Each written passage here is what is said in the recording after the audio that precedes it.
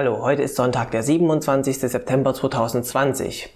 In meinem letzten Video habe ich ja über toxische Maskulinität im Allgemeinen gesprochen und auch ein paar Dinge aus meinem eigenen Leben erzählt, die ich so erlebt habe und eben auch ein paar Grundüberzeugungen, die ich selbst auch habe und die ich auch ins Reich der toxischen Maskulinität zählen würde.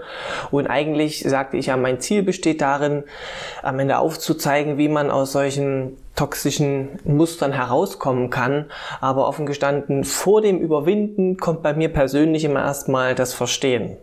Das ist einfach so mein Stil, sorry. Ich bin ja nicht zufrieden, bevor ich nicht alles von A bis Z durchdekliniert und durch eine rationale Argumentationskette verbunden habe. Also, wenn ihr damit nichts anfangen könnt, seid ihr echt auf dem falschen Kanal gelandet. Aber jetzt im Ernst nochmal. Also ich werde das auch noch thematisieren, wie man es nun tatsächlich überwindet, aber in einem späteren Video. Irgendwann. Doch dieser Tag ist noch fern! Im heutigen Video möchte ich erstmal die Frage stellen, welche psychischen Mechanismen eigentlich meine toxischen Überzeugungen so hervorgerufen haben. Und im nächsten Video will ich dann thematisieren, was dann wiederum diese Muster hervorgerufen hat und im übernächsten, was das hervorgerufen hat und so weiter. Und so schrauben wir uns immer mehr in die Tiefe. Aber heute bleiben wir erstmal noch relativ nah an der Oberfläche. Zählen wir also erstmal nochmal so auf, welche Muster ich so das letzte Mal aufgelistet habe und die ich so ins Reich der toxischen Maskulinität einsortieren würde. Also haben wir nochmal in einem Schaubild zusammengesammelt, Aggression oder Dominanz ist besser als Sanftmut oder Unterwürfigkeit. Autonomie ist besser als Abhängigkeit, Schweigen übertrifft Kommunikation, Distanz übertrifft Nähe, Verstand übertrifft Emotion, Zähigkeit bzw. Bedürfnislosigkeit übertrifft Schwäche oder Bedürftigkeit und ich habe mal noch allgemein mit hinzugepackt, Überlegenheit übertrifft Minderwertigkeit. Unterschwellig kann auch noch so ein gewisser Frauenhass vorliegen, den habe ich aber persönlich nicht und da meine ganzen Betrachtungen hier immer entlang meiner eigenen Erfahrungen aufgedröselt werden, kann ich dazu dann entweder gar nichts sagen oder kann das nur so am Rande behandeln oder spekulieren oder sowas. Fangen wir mal mit etwas an, was sich vielleicht aus dieser ganzen Liste am einfachsten heraus erkennen lässt, nämlich Autonomie ist besser als Abhängigkeit. Und das Idealbild von dieser Maxime besteht in einer Person, die alles in ihrem Leben im Griff hat, die niemand anderen braucht, die selbstständig agiert und unbeirrt ihren Stiefel durchzieht und dabei stabil in der Brandung steht wie ein Fels. Wenn die Person die Wahl hat, dann entscheidet sie sich also stets für die Autonomie. Es gibt andere Menschen, bei denen ist es genau umgekehrt, die würden sich eher für die Abhängigkeit entscheiden und wiederum andere Menschen, die entscheiden sich je nach Gusto mal so und mal so. Dahinter verbirgt sich ein menschlicher Grundkonflikt, der zufälligerweise auch noch genauso heißt. Autonomie-Abhängigkeitskonflikt. Und das ist ein Konflikt, weil er zwei menschliche Grundbedürfnisse oder Grundbestrebungen beschreibt, die zwar gleichermaßen da sind, aber die in unterschiedliche Richtungen wirken. Der Mensch ist also hin und her gerissen zwischen dem Wunsch, sich selbstständig zu entwickeln und für sein Leben zu sorgen, aber auch dem anderen Bedürfnis, sich anderen Menschen anzuvertrauen, hinzugeben und damit aber auch ein Stückchen von ihnen abhängig zu werden. Es gibt mehrere solche Grundkonflikte, zum Beispiel auch der Autarkie-Versorgungskonflikt. Das ist also das Spannungsfeld zwischen der Selbstversorgung und der gegensätzlichen Tendenz, sich versorgen zu lassen von anderen Menschen. Und weil er jetzt auch noch ganz gut so in das Gesamtensemble hineinpasst, nenne ich mal noch den Kontrollunterwerfungskonflikt. Und das ist wiederum ein Konflikt, der spielt sich ab zwischen der Tendenz der uneingeschränkten Entfaltung und Selbstbestimmung und der gegensätzlichen Tendenz, sich stets den Regeln und Anforderungen zu unterwerfen. Mit den Grundkonflikten ist es so, theoretisch hat jeder Mensch damit zu tun.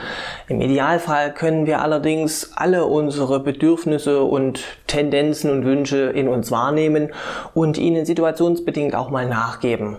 Das heißt, im Prinzip versorgen wir uns schon selbst, aber wir können auch mal das Zepter aus der Hand geben. Oder wir stellen Regeln schon in Frage, aber wir können uns auch mal unterordnen, wenn das sein muss. Das heißt, wir pendeln immer so mehr oder weniger variabel zwischen den verschiedenen Polen hin und her. Natürlich ist das alles nochmal individuell unterschiedlich, jeder hat dann doch so ein bisschen seinen Stil, aber im Prinzip ja, können wir uns anpassen und jede unserer Bedürfnisse auch mal nachgeben. Auffällig wird es, wenn eine Person immer nur und ganz starr auf der einen Seite des Spannungsfeldes verharrt und sich mit Händen und Füßen gegen den anderen Pol zur Wehr setzt. Also wenn eine Person sich überhaupt nie versorgen lassen will oder wenn ihr jede Regel wie eine absolute Zumutung erscheint. So als ob in der anderen Richtung des Spannungsfeldes irgendetwas Gefährliches lauern würde, was man um jeden Preis vermeiden muss. Ich persönlich peile auch am liebsten Autarkie und Autonomie an. Also insbesondere früher habe ich so gut wie nie jemals um Hilfe gefragt. Auch wenn es ums Umsetzen von irgendwelche Projekte geht, wie zum Beispiel hier auf diesem YouTube-Kanal. Ich kümmere mich am liebsten um alles selbst. Technik, Schnitt, Thumbnail, Videografik, Skript, Musik, alles mache ich am liebsten selber. Auch finanziell will ich keine Experimente. Ich kaufe mir nichts, was ich mir nicht leisten kann. Ich will von niemandem abhängig sein. Ich will niemandes Schuld stehen. Ich will von niemandes Gnaden abhängig sein. Ich möchte niemanden um Erlaubnis fragen müssen. Und wenn es darum geht, mich anderen zu öffnen, naja, sagen wir mal so, da ist auch noch Luft nach oben. Mit Kontrolle habe ich es allerdings nicht so, da neige ich eher zur Unterwerfung, aber ich erfülle ja auch nicht alle Kriterien der toxischen Maskulinität, hatte ich ja auch schon gesagt. Also mit Dominanzgebaren habe ich es halt überhaupt nicht. Aber wer jetzt eine Unwucht in diesem Kontroll-Unterwerfungsgrundkonflikt hat, bei dem könnte sich das beispielsweise so äußern, dass dieser jemand ein echtes Problem damit hat, wenn sein Wille durch äußere Umstände irgendwie verbaut wird. Also beispielsweise, ich verabrede mich jetzt doch mal mit meinem Kumpel Bjarne dazu, irgendein Video zusammen umzusetzen, vielleicht ein Video, was mir wichtig ist. Und dann wird er kurzfristig krank und der Filmdreh fällt aus. So, wenn ich dann richtig total durchdrehe, dann scheine ich ein Problem damit zu haben, wenn mein Wille eben durch höhere Mächte irgendwie versagt wird. Oder wenn ich angehalten werde, in der Öffentlichkeit eine Maske zu tragen, dann könnte es sein, dass die Person sich total eingeschränkt und bevormundet fühlt. Also werden einem Menschen Regeln oder Beschränkungen von außen aufgedrückt, die diese Person überhaupt gar nicht akzeptiert, dann neigen eben solche Menschen mit einer Tendenz zum Kontrollverhalten eher zum Gegenangriff. Mit diesen Grundkonflikten, die ich eben genannt habe, decken wir also schon ein paar dieser toxischen Wertepärchen ab. Autonomieabhängigkeit natürlich, dann Bedürfnislosigkeit versus Bedürftigkeit und auch Dominanz versus Unterwerfung. Das waren jetzt mal so ein paar Beispiele, wie sich so eine Schieflage in diesen Grundbedürfnissen bei mir oder auch so allgemein äußern könnte. So eine Schieflage, die entsteht halt, wenn diese gegensätzlichen Grundbedürfnisse nicht mehr in Balance sind zueinander, sondern wenn ein Grundbedürfnis zugunsten seines Konterparts regelrecht ausgelöscht wird. Also wenn die Person sich überhaupt nicht mehr hingeben möchte, sich überhaupt nicht mehr versorgen lassen möchte, sondern alle Zeichen auf Autonomie und auf Autarkie gestellt werden. Heißt das dann, die Person hat schlichtweg kein Bedürfnis mehr danach, sich auch mal versorgen zu lassen? Nein, das heißt es nicht. Dieses Bedürfnis wird dann lediglich abgewehrt. Und Abwehr, das klingt jetzt so nach einem Schutzmechanismus vor Angriffen von außen, aber Abwehrmechanismen sind eigentlich eher dazu da, um eigene Triebe abzuwehren, die sich ansonsten, die irgendwie gefährlich wären oder die unter Strafe stehen oder die sich beißen würden mit anderen Grundüberzeugungen, die ich so habe.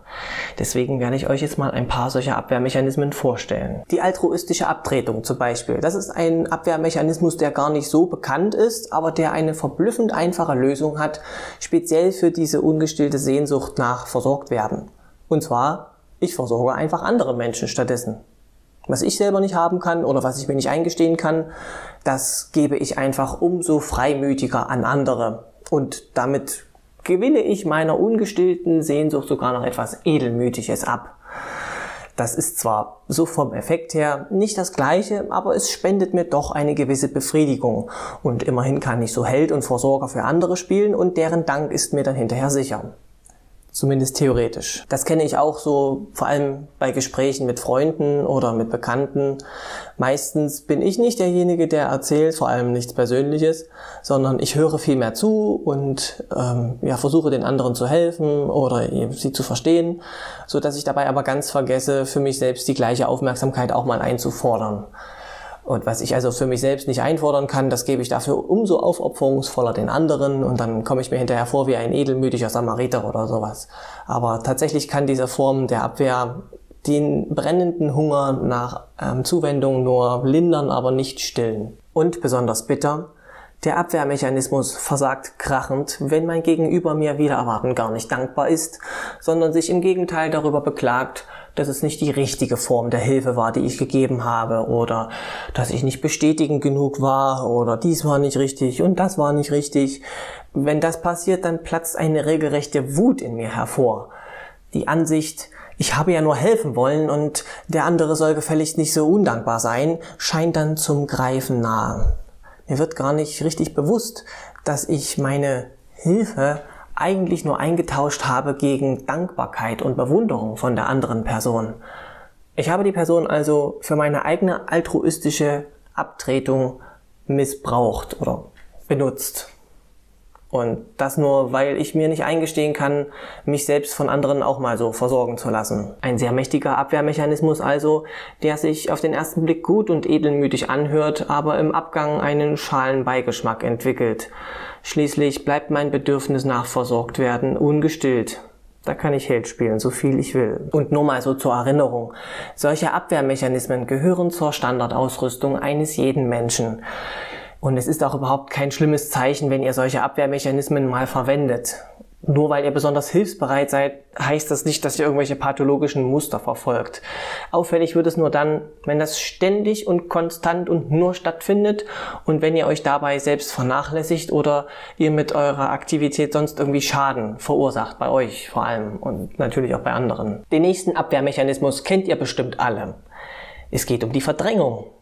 Verdrängung bedeutet ein regelrechtes Vergessen von Erinnerungen oder von Teilen von Erinnerungen. Das Vergessen von Erinnerungsteilen besteht bei mir beispielsweise darin, dass ich mich an bestimmte Erlebnisse zwar noch erinnern kann, also die Sachinformation selbst ist vorhanden, aber wie es mir dabei ging, kann ich nicht mehr sagen. Also ob ich in der Situation beschämt war oder enttäuscht oder wütend, ich weiß es dann schlichtweg nicht. Hier ist also der zugehörige Affekt verdrängt worden. Und diese Form der Verdrängung heißt deswegen auch Affektisolierung. Das kann also ganz subtil vonstatten gehen und die Person kann der kann es nicht mal bewusst sein, dass sie überhaupt verdrängt hat. Also mir war beispielsweise meine eigene Affektisolierung überhaupt nicht klar. Auch hier gilt, Verdrängung bedeutet lediglich, dass die Information von meinem Bewusstsein abgeschirmt wird. Es bedeutet nicht, dass diese Inhalte tatsächlich weg sind.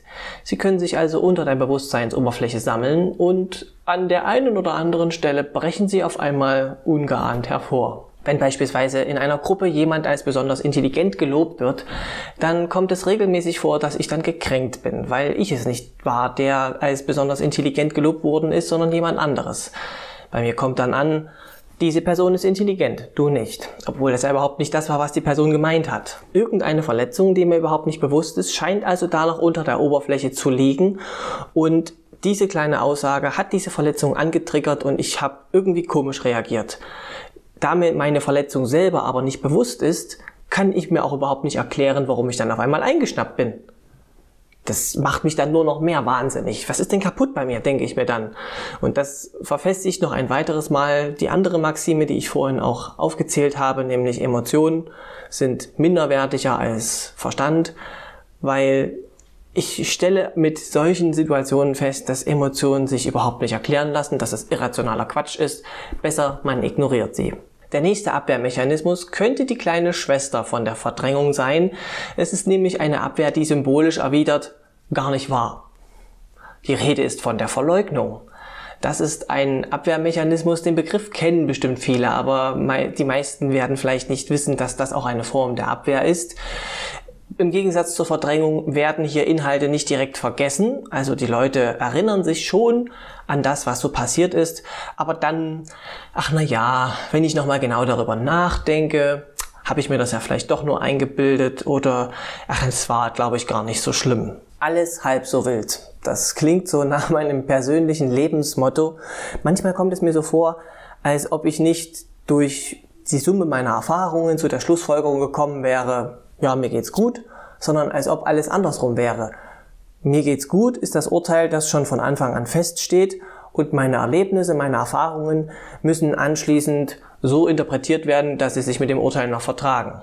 Wenn es da irgendwelche Ungereimtheiten gibt, dann wird an meiner Interpretation meiner Erlebnisse so lange herumgefeilt, dass es mit dem Urteil wieder zusammenpasst. Und selbst bei dieser Videoreihe, das letzte Video, was ich gedreht habe, wo ich praktisch erstmal so aus meinem Leben erzählt habe, nachdem ich das gedreht hatte, hatte ich regelrechte Fremdscham, weil es mir dann so vorkam, als ob ich ein Riesenbohai gemacht hätte um praktisch nichts. Man könnte auch sagen, ich bagatellisiere meine eigene Geschichte. Und was in solchen Situationen auch immer gerne mit am Start ist, Humor. Der hat einen guten Beruf, ist beliebt, wirkt charmant und souverän. Wer mit Humor über sein eigenes Schicksal spricht, der signalisiert damit der Umwelt, macht euch mal keinen Kopf, ich bin drüber hinweg, mir geht's gut, alles bestens. Und das stimmt natürlich auch, nur wenn die Person gar nicht über die Sache hinweg ist, dann ist der Humor und die Bagatellisierung kein Zeichen von Souveränität mehr, sondern im Gegenteil der dringende Versuch, irgendwie Abstand zur eigenen Geschichte zu bekommen. Auch das kenne ich und ihr könnt euch sogar im letzten Video direkt davon überzeugen, als ich nämlich erzählt habe, wie ich als Kind morgens beim Anziehen mit verrenktem Hals dastand und meine Mutter mir am Telefon erzählt hat, dass das ja wohl kein Grund sei, jetzt nicht zur Schule gehen zu können. Da fasste ich das alles zusammen mit diesen Worten. Toll. Also meine Eltern waren keine besonders guten Komplizen, wenn es darum ging, mich um unangenehme Pflichten zu drücken. Und auch die andere Szene, die ich beschrieben habe, als ich während eines Konzerts unter Aufabbietung all meinen Willens es geschafft habe, nicht umzukippen und nicht ohnmächtig zu werden, da leitete ich meine Geschichte ein mit den Worten: Einmal war ich auf einem Konzert, als ich einen Kreislaufzusammenbruch hatte. Warum grinse ich da? Das passt überhaupt nicht zu dem Inhalt, oder? Das sind auch nicht die echten Affekte zu diesen Situationen. Ich habe dieses Schmunzeln und dieses Lachen praktisch hinterher hinzugetan, um das Bild zu erzeugen, was ich hervorrufen wollte, nämlich alles halb so wild. Eine weitere Strategie, um lange unterdrückte Sehnsüchte oder Wünsche sich vom Leib zu halten, besteht darin, sie einfach anderen Menschen unterzuschieben. Der dazugehörige Abwehrmechanismus nennt sich Projektion und dabei wird irgendeine Sache, vielleicht eine Motivation oder ein Gefühl oder irgendwas anderes, bei einem anderen Menschen vermutet, obwohl man selbst es ist, der diese Motivation eigentlich hegt. Das ist beispielsweise auch ein Mechanismus, an dem ich regelmäßig zu knabbern habe. Zum Beispiel, wie ja schon erwähnt, habe ich gewisse Schwierigkeiten, mich anderen Menschen zu öffnen und ihnen meine Unsicherheiten und Verletzlichkeiten zu zeigen. Ich habe halt auch diese Tugend in mir, dass ich alle Schwierigkeiten mit mir selber ausmachen möchte und ich halte das für etwas Besseres. Wenn ich dann jemanden sehe, der allerdings seine Schwierigkeiten und sein Leid vor allem in aller Ausführlichkeit ausbreitet, dann ist mir das eher unangenehm. Also ich würde das nicht gerne machen wollen, weil ich meine Selbstregulation ja für was Tolleres sehe. So, und jetzt denke ich halt, die anderen, die werden mich genauso sehen. Wenn ich da jetzt anfangen würde, mich in meinem Leid zu suhlen, dann werden die genervt mit den Augen rollen. Dabei stimmt das überhaupt gar nicht. Andere Leute, vor allem meine Freunde, sind im Gegenteil eher froh, wenn ich auch mal was Persönliches von mir preisgebe. In ihren Augen ist das nämlich ein Zeichen von Vertrauen. Diese Vermutung, dass sie dann auf mich herabblicken würden, das war also eine bloße Unterstellung. Meine eigenen Motive projiziert auf die anderen. Ja, oder für andere Leute, die ständig ihren eigenen Wunsch nach versorgt werden oder nach Aufmerksamkeit unterdrücken, könnte es zum Beispiel auch so aussehen, als ob alle anderen Menschen mit ihrem Verhalten, egal was sie tun, ständig nur nach Aufmerksamkeit schreien würden. Was die anderen Menschen tatsächlich tun und warum sie das tun, spielt dabei überhaupt keine Rolle. Sie werden dann zum Träger der unerwünschten Eigenschaft. Da sind wir auch schon ganz nah dran an einem anderen Abwehrmechanismus, nämlich der Abwertung. Etwas, was ich mir zwar sehnlichst wünsche, aber mir nicht eingestehen oder erlauben darf, das wird gleich viel weniger erstrebenswert, wenn ich es mir konstant schlecht rede. Ein bisschen kann man ja auch versuchen, sich damit selbst zu überzeugen. Also Weichheit ist nur ein Mangel an charakterlicher Stärke. Schwäche zeigen nur diejenigen, die auf eine einfache Art zu ihrem Ziel kommen wollen. Und Verweichlichung führt nur dazu, dass aus den jungen Leuten nichts Vernünftiges mehr wird und so weiter und so weiter. Eine gewisse Zeit lang kann das ganz gut funktionieren, insbesondere dann, wenn mehrere Leute mit derselben Abwehrstrategie sich konstant gegenseitig bestätigen. Diese Strategie der Abwertung ist wahrscheinlich auch ein Grund, warum Stärke und Selbstständigkeit und sowas bei der toxischen Maskulinität nicht einfach nur idealisiert werden, sondern warum zeitgleich das Gegenteil dazu auch noch konstant abgewertet wird. so als gäbe es ein Qualitätsranking der Bedürfnisse. Das alles ist für Außenstehende natürlich schwer zu verstehen. Sie können mit dieser scheinbar grundlosen Aggression überhaupt nichts anfangen und manche Projektionen durchschauen sie vielleicht auch einfach, weil sie einen anderen Blickwinkel haben. Aber naja, wer das fehlende Puzzleteil sieht, für den ergibt eben auch alles einen ganz anderen Sinn. Wem dieses Puzzleteil aber ernsthaft verborgen bleibt, naja, der muss sich halt irgendwie seinen eigenen Reim auf die ganze Geschichte machen. Auch wenn dieses Ergebnis für andere offensichtlich falsch erscheint.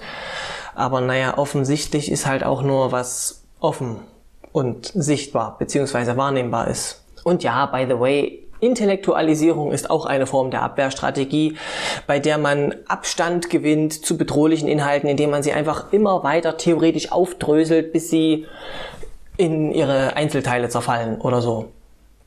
Aber da ich diese Tendenz zum Glück nicht habe, kann ich direkt zum nächsten Teil springen. Es gibt noch viel mehr und weitere Abwehrmechanismen. In die Videobeschreibung packe ich euch mal ein paar Links hinein zum Schmökern, das ist nämlich allerhand. Und was ich heute mit dem Video erstmal zeigen wollte, war diese Ansichten aus dem Reich der toxischen Maskulinität. Das sind gewissermaßen nur die sichtbaren Schaumkronen auf einer psychischen Gemengelage, die noch viel weiter in die Tiefe reicht und deren Ursachen noch viel feiner verwurzelt sind, als man es von oben vermuten könnte. Und ja, wirklich toxisch kann man das alles auch nur nennen, wenn es wirklich ernsthaft Schaden hervorruft. Und Maskulinität, ja, das beschreibt halt nur die Symptome selbst. Die Gründe dahinter haben schon nach kurzer Analyse überhaupt nichts mehr mit Geschlechtlichkeit zu tun. Mit dem heutigen Video wollte ich erstmal nur direkt hinter die Überzeugungen blicken und nach Gründen suchen, die diese Überzeugungen erstmal direkt hervorgerufen haben. Da sehen wir also verschiedene Grundkonflikte zwischen Bedürfnissen, die teilweise nicht mehr erfüllt werden, und Abwehrmechanismen, die diese unerfüllten Bedürfnisse irgendwie abwehren. Warum diese Grundkonflikte überhaupt in eine solche Unwucht geraten sind und wie es zu all dem gekommen ist, das wird dann Gegenstand eines nächsten oder der nächsten Videos sein. Und ja, wie schon im letzten Video gesagt, das hier ist alles höchst subjektiv, ja, das passt alles nur so zu meinem eigenen Erleben, an meiner eigenen Geschichte ist das orientiert. Ich bin außerdem kein Fachmensch, also wenn ihr hier auch Inhalte seht, die so fachlich vielleicht sich widersprechen mit irgendwelchen anderen Aussagen, dann seht es mir vor, schreibt es vielleicht auch in die Kommentare, wenn ihr dazu Korrekturen habt.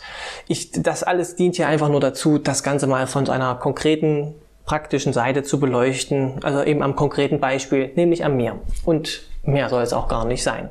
Gut, damit verbleibe ich euch heute mit autonomen Grüßen natürlich. Bis zum nächsten Mal. Euer Katerschnurz.